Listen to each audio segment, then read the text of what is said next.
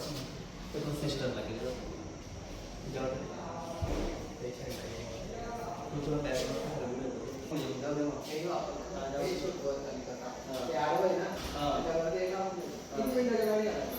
कितना metre bike है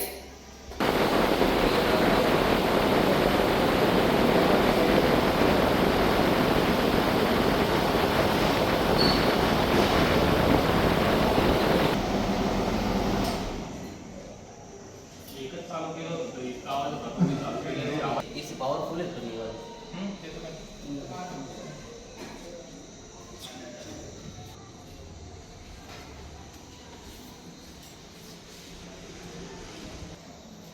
तो पेशंट आहे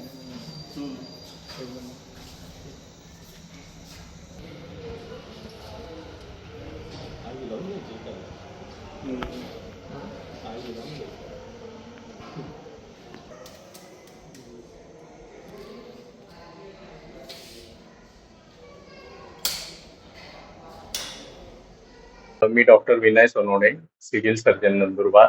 जनतेला आवाहन करतो की आपल्या नंदुरबार जिल्ह्यामध्ये सध्याचं तापमान 43 ते 44 डिग्री सेंटीग्रेड पर्यंत जात आहे. त्याच्यामुळे मी लोकांना सांगू इच्छितो की आपले जे कामं असतील त्यांनी शक्यतो 12 वाजेच्या आत उरकायची आहेत आणि संध्याकाळची जी कामं आहेत ती 5 नंतर करायची आहेत.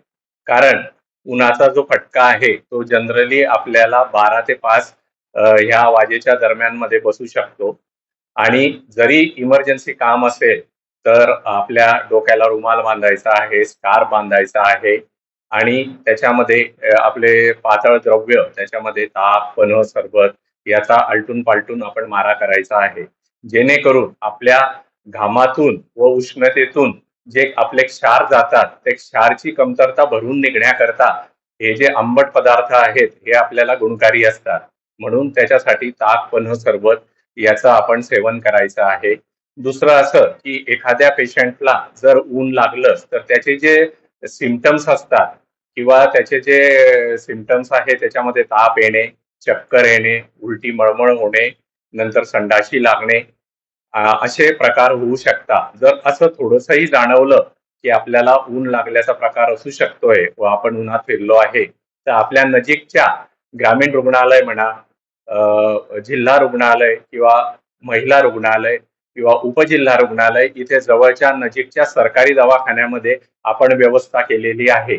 तर आता RH, SDH किंवा महिला रुग्णालय याच्यामध्ये आपण 2 खाटा या उष्मघाता कक्षाकरता आरक्षित ठेवलेल्या आहे. त्याच्यासाठी अद्ययावत जी औषधी आहे त्याचा आपण इमर्जन्सी ट्रे पण तयार केलेला आहे. तसेच तिथे 24 तास एक सिस्टर, एक डॉक्टर आपले तैनात असतात. तरी असं काही आढळल्यास की जास्त कॉम्प्लिकेशन होण्यापेक्षा आपण त्वरित सरकारी दवाखान्यांमध्ये ह्या सेवेचा लाभ घ्यायचा आहे.